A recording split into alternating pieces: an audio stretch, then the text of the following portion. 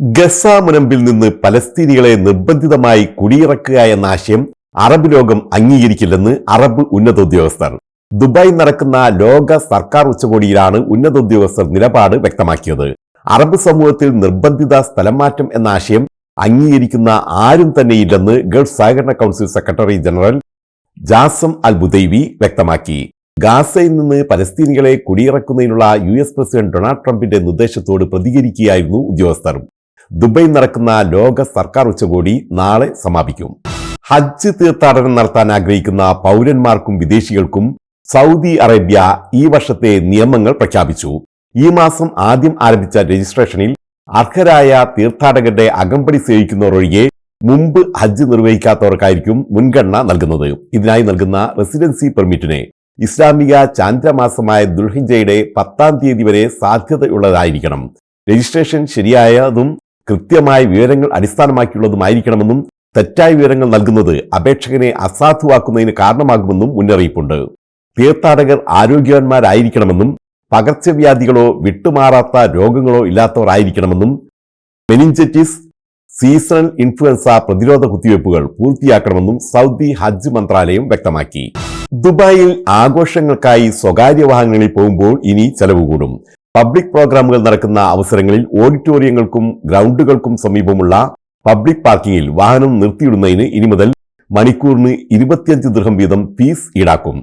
Event സോണിലേക്ക് പോവുകയാണെങ്കിൽ പൊതുഗതാഗതം ഉപയോഗിക്കുന്നതായിരിക്കും അഭികാമ്യമെന്നാണ് അറിയിച്ചിട്ടുള്ളത്. പുതുക്കിയ നിരക്ക് ഈ മാസം 17 മുതൽ പ്രാബല്യത്തിൽ വരും. തുടർച്ചയായ ഉയർച്ചയെ തുടർന്ന് ഇന്ന് സ്വർണ്ണവിലയിൽ നേരിയ ഇടിവ്. ഇന്ന് 24 കാരറ്റ് ഗ്രാമിന് 347 ദിർഹം 75 ഫിൽസാണ്.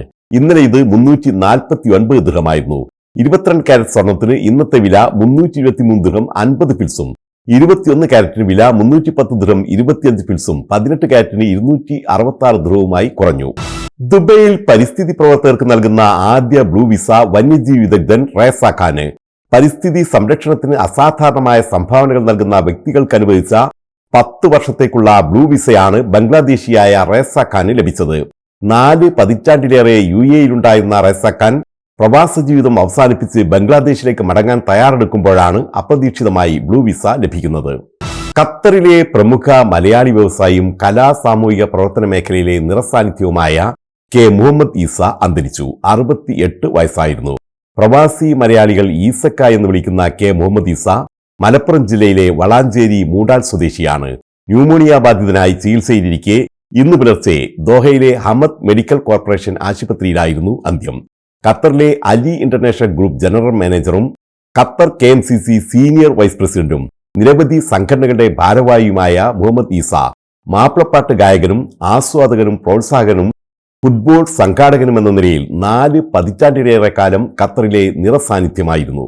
ഒമാൻ എയറിൽ ഇനി കുറഞ്ഞ ചെലവിൽ പറക്കാം. ബജറ്റ് എയർലൈനായി രൂപകൽപ്പന ചെയ്തിരിക്കുന്ന ഓൾ എക്കണോമി ക്ലാസ് വിമാനങ്ങൾ ഇനി മുതൽ സർവീസ് നടത്തും. ഇതിനായി 5 ബോയിംഗ് 737 മാക്സ് 8 വിമാനങ്ങളാണ് ഒമാൻ പുതുതായി വാങ്ങിയത്. ഇന്ത്യ, മിഡിൽ ഈസ്റ്റ്, ആഫ്രിക്ക എന്നിവിടങ്ങളിലേക്കായിരിക്കും ഇത് സർവീസ് നടത്തുന്നതെന്ന് ഒമാൻ എയർ വൃത്തങ്ങൾ അറിയിച്ചു. അതേസമയം ഇന്ത്യയിൽ ഏത് വിമാനത്താവളത്തിലേക്കായിരിക്കും സർവീസ് നടത്തുന്നതെന്ന് വ്യക്തമല്ല. Indian civil aviation commercial pilot license ലഭിച്ച റംസാനെ ജബ്ബാറിനെ Aluva residents overseas Malayalees association Aroma UAE ആദരിച്ചു.